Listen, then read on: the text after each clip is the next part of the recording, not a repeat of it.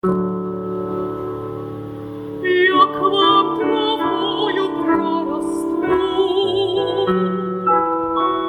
попробую потянуться, как почка тянется к листу, вся в ожидании проснуться. Однажды утром зацвести, пока ее никто не видит, а уж на ней роса блестит и сохнет, если солнце выйдет.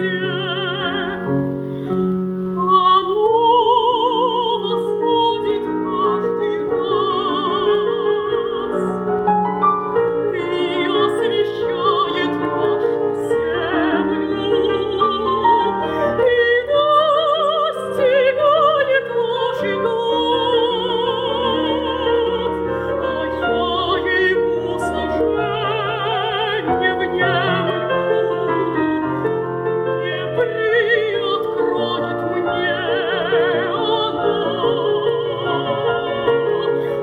опущенные тяжко веки, и обо мне грустить смешно. О реальном человеке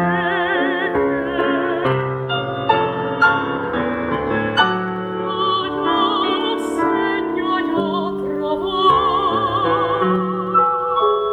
летящие по ветру листья,